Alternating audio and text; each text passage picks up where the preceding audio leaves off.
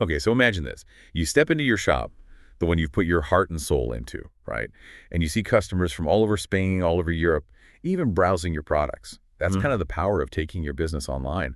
It can feel like a big leap. I get it, especially if you're not, a tech expert or anything. But that's exactly why we're here today. We've got articles, guides, real stories all lined up to help you navigate this whole transition. And you know what's really interesting is that 80% of consumers nowadays, they go online to research before they buy anything. Doesn't matter if it's a new coffee machine or even finding a local plumber. Like, this is how business is done now. It really is. So instead of being afraid of this whole online thing, let's figure out how to make it work for you. We're going to talk about those common fears that come up, break down how to build an online store, and even look at some platforms that might be a perfect fit for you.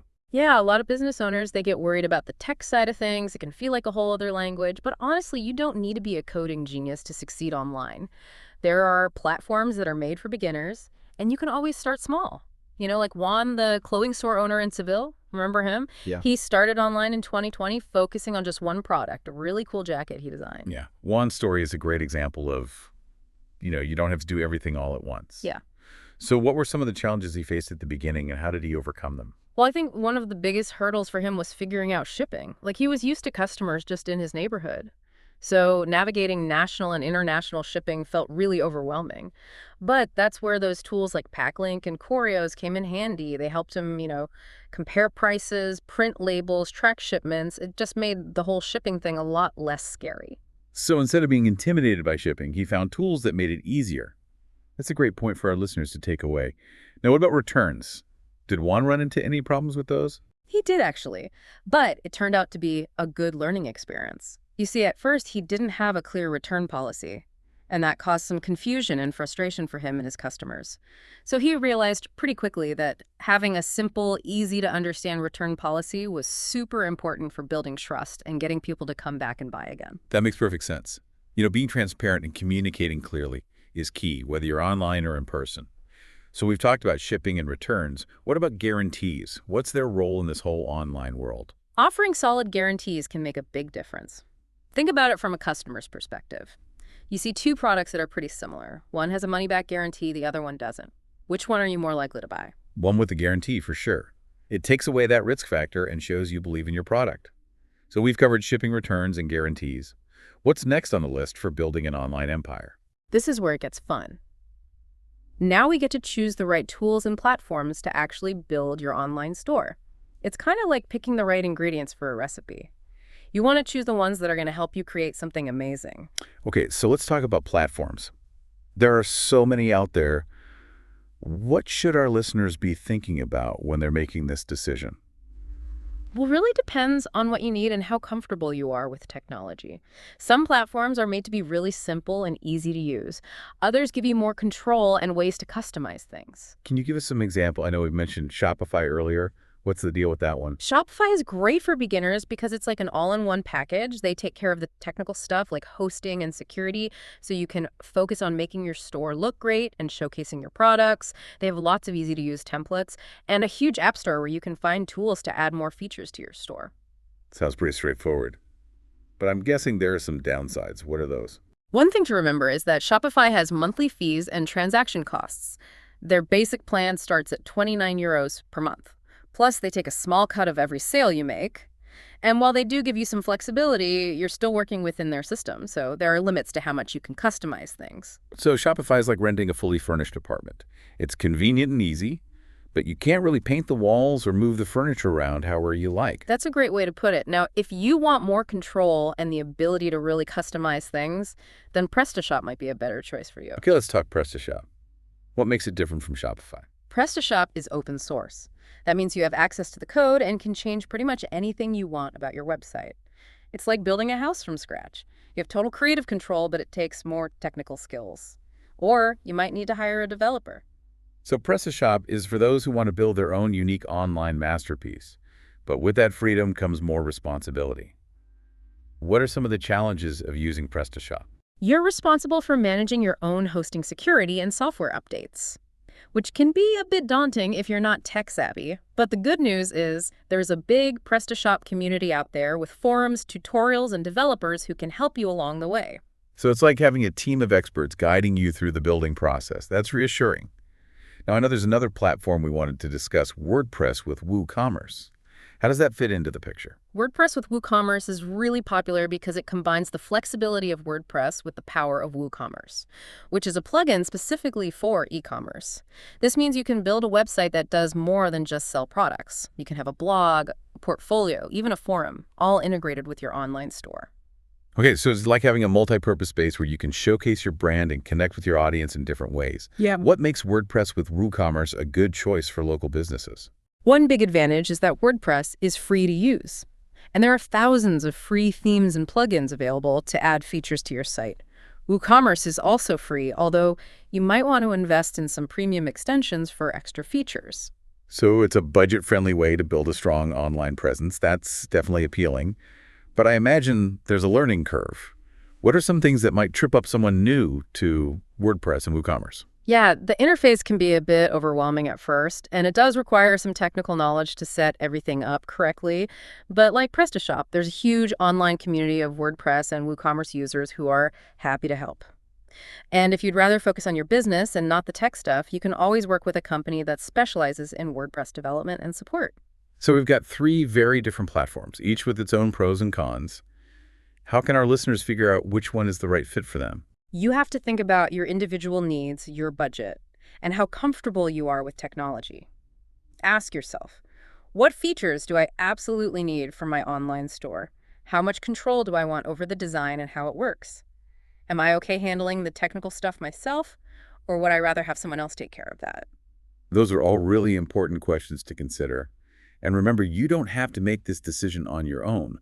There are resources out there to help you explore the different platforms and find the one that's perfect for you. Absolutely. And once you've picked your platform, then the real fun begins, bringing your online store to life. And that's exactly what we're going to dive into next. Welcome back. All right, so we've talked about facing those initial fears and explored different platforms. Yeah. Now let's get into the heart of your online store, the customer experience. Yeah. Think of your online store like it's your actual physical storefront. You want it to be inviting, easy to navigate, full of personality, just like your shop in real life. Right, so first impressions, they matter online just as much as offline. So what are some of the things that make an online store really stand out? High-quality photos of your products are key. Like, you want those images to be crisp, clear, and show off your products in the best possible way. Imagine walking into a store with dim lighting and blurry photos. Not very appealing, is it? Definitely not. I love those online shops that have those amazing photos where you almost want to reach through the screen and grab the item. What else can you tell us about making the experience visually appealing? You got to think about your brand's aesthetic and how to translate that online. Choose colors, fonts, layouts that reflect their brand's personality and create a consistent look and feel. Right. Consistency is key. It's like having a signature style that people instantly recognize. Now, what about navigation? How can we make sure people can easily find what they're looking for? Navigation has to be intuitive. Organize your products into categories that make sense and use names that are descriptive. Think about how you would arrange things in your physical store. You want to guide customers through the space in a logical way and make it super easy for them to find what they need. So it's all about creating a user-friendly experience that feels natural and effortless. I know I get frustrated when I can't find what I'm looking for online. What about pricing? Any advice on making that clear and transparent? Absolutely. Display your prices clearly. Don't hide any costs or have any surprises. If you have different shipping options, make sure the pricing for each one is easy to understand. And don't forget about taxes. Make sure they're included in the price or clearly stated at checkout. Right. No one likes those surprise fees that pop up at the last minute. Yeah. Speaking of checkout, that's a crucial part of the online experience. How can we make that as smooth and painless as possible? You want to streamline that checkout process to avoid people abandoning their carts. Offer a guest checkout option for those who don't want to create an account. And keep the number of required fields to a minimum. That's a good tip. I know I've definitely abandoned online shopping carts because the checkout process was too long or complicated. What about payment options? Should we offer different choices? The more payment options you offer, the better. It makes things more convenient for your customers. Credit cards, PayPal, even mobile payment systems like Apple Pay or Google Pay are all popular options. And if you're targeting a local market, you might want to consider cash on delivery or bank transfer. Okay, so we've covered visual appeal, navigation, pricing, and checkout. What else can we do to make the overall customer experience better?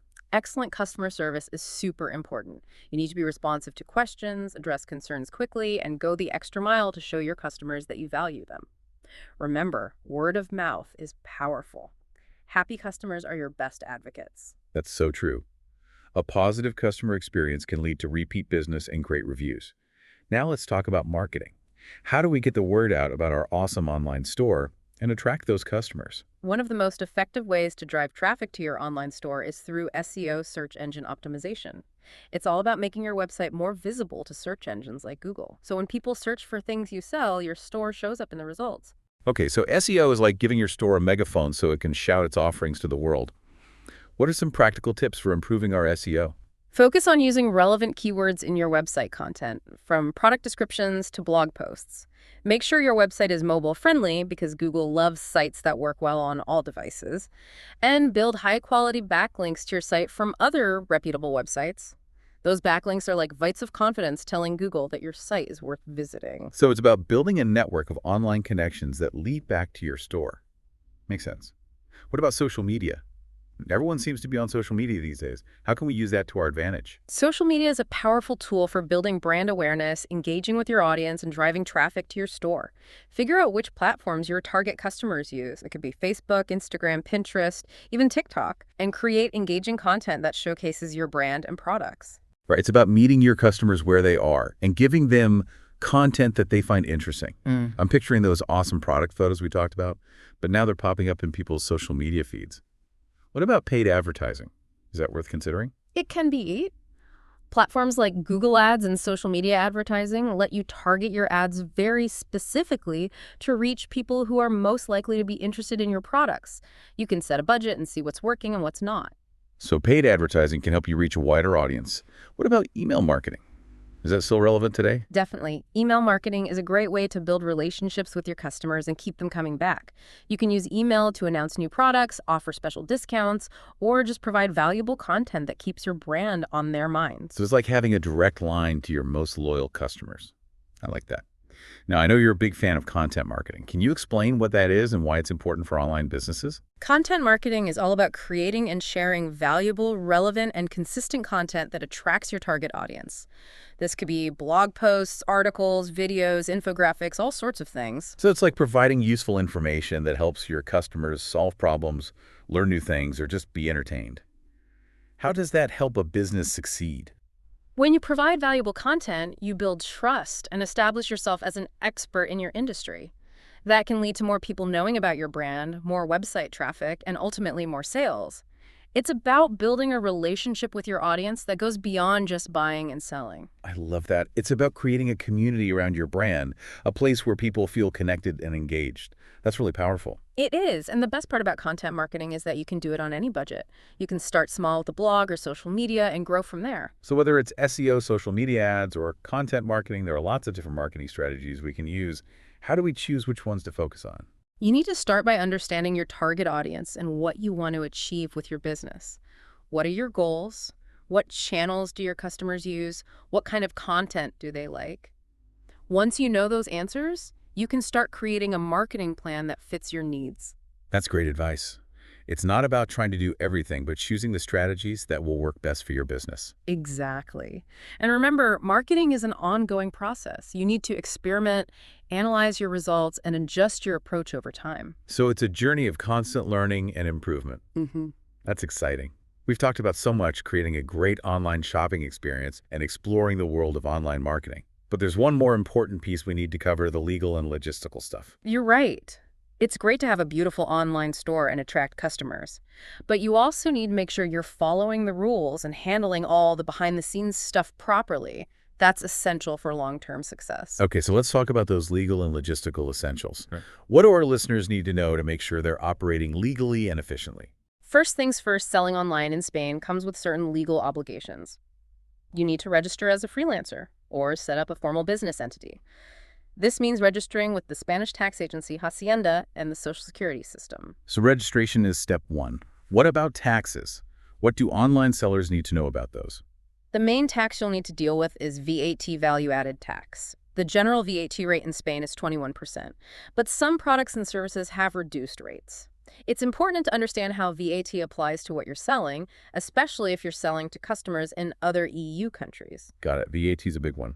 What other taxes do online sellers need to consider? Depending on whether you're a freelancer or a registered business, you'll also have to pay income tax, IRPF, or corporate tax.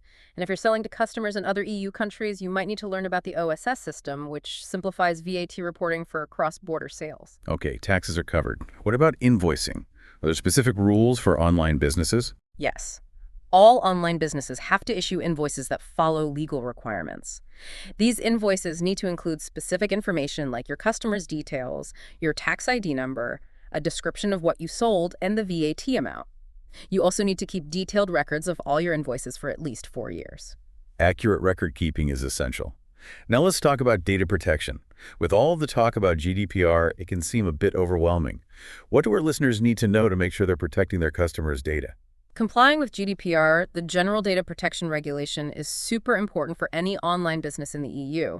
This means being transparent about how you collect, use, and store customer data, getting their consent for any data processing, and having strong security measures in place to protect sensitive information. So transparency, consent, and security. Those are the key things. Got it. Now let's get back to the practical side, shipping. We talked about shipping platforms earlier, but what about the actual process of getting those packages to customers? Any tips for making that smoother? Absolutely. Choose a courier service that's reliable, offers good rates, and has dependable delivery times. When you're figuring out shipping costs, remember to factor in the weight of the package, the destination, and any extras like insurance or tracking. Good point. Those things can really add up. We can't talk about shipping without mentioning returns. Customers have certain rights when it comes to returning things they bought online. Can you remind our listeners about EU consumer rights in this area? Of course. In the EU, customers generally have 14 days from when they receive an item to return it for a full refund, no questions asked. This applies to most things bought online, but there are some exceptions like personalized items or perishable goods. You need to have a clear and easy-to-find return policy on your website to build trust and make returns hassle-free. Right, so 14 days for returns with a few exceptions. Got it. Now, even if you plan everything perfectly, technical problems can still happen. What happens if a website crashes or there's a security breach? That's why having a good support system is so important.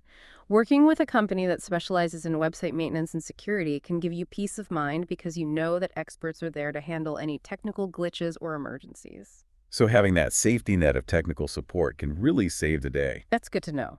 I think it's important to acknowledge that taking your business online can feel like a huge task. It's a lot to take in, right? It definitely can be. Yeah. But you don't have to do it all at once. Break the process down into smaller steps. Maybe focus on setting up your online store first, then figure out your marketing, and finally take care of the legal and logistical details. That's great advice. Don't get overwhelmed by all the information. It's a journey, not a race. And you don't have to do it alone. There are lots of resources to help you every step of the way. Exactly. There are online courses, community forums, and even consultants who can give you personalized guidance and support. Don't be afraid to ask for help when you need it. So as we finish up this part of our deep dive, I want our listeners to feel empowered. Yes, taking your business online can be challenging, but it's also incredibly rewarding. It's about reaching more people, connecting with new customers, and opening up new possibilities for your business. Well said. It's about embracing those possibilities and using the tools available to create something truly special. So on that note of encouragement and possibility, let's move on to the final part of our deep dive. We'll be looking at some inspiring success stories of local businesses that have made it big online. We're back for the final part of our deep dive. And you know what I love? I love hearing about those businesses, those local shops that have really made it online. Their stories, they can teach us so much and get us excited about the possibilities. It's true. Nothing beats a real-life example to spark some inspiration. Right, absolutely. I remember reading about this bakery in Valencia. They totally transformed their business by embracing the online world. They went from like a small neighborhood bakery to shipping their pastries all over Spain. Oh, yeah. They realized that their online store wasn't just about selling pastries. It was about sharing their passion for baking. You know, connecting with customers in a more meaningful way. They use their website and social media to tell their story, highlight the quality of their ingredients, show off the art of their creations. So it was about offering more than just a transaction. They invited people into their world, shared their love of baking, created a sense of community around their brand. And it worked. People love their authenticity, their passion, their online business took off. That's so awesome. It shows that even traditional businesses like bakeries can totally thrive online. It's about finding those creative ways to bring your unique strengths and personality into that digital space. I agree. And it's not just about reaching new customers. It's about deepening those relationships with your current ones. Remember that florist we talked about earlier? The one who was kind of hesitant to go online because she was worried about losing that personal touch? Yeah, I remember her story. She thought an online store would feel impersonal, Right. just focused on transactions. Right, but what she found out was that it could actually make her relationships with customers even stronger. She started offering online ordering for local deliveries and pickups, so people could order flowers on the go or schedule deliveries ahead of time. And she used her website and social media to share tips on how to care for flowers, gave little behind-the-scenes peeks of her shop, even hosted online workshops. So she found this perfect blend of online convenience and the personalized service that her customers loved. The best of both worlds. Exactly. And her business grew because of it. She reached new people who might never have found her physical shop. And she made her relationships with existing customers even stronger by offering extra value and convenience. These stories, they're so inspiring. It shows that going online isn't about chasing trends. It's about finding new ways to connect with people, share what you're passionate about, and grow your business. Perfectly said. It's about embracing those possibilities and using all the tools we have to create something truly special. I think that's a perfect note to wrap up on. So as we finish this deep dive, I hope our listeners feel excited about the possibilities. The online world might seem intimidating at first, but it's also full of incredible opportunities. It's a chance to reach a wider audience, connect with new people, share your unique gifts with the world. And never forget, you don't have to do this alone. There are tons of resources out there to help you every step of the way. Absolutely. So embrace the journey. Be open to learning and don't be afraid to take that leap. The online world is waiting for you. And that concludes our deep dive into taking your local business online. We hope you feel inspired, empowered, and ready to start this exciting adventure. Keep learning, keep growing, and keep exploring those endless possibilities. See you next time.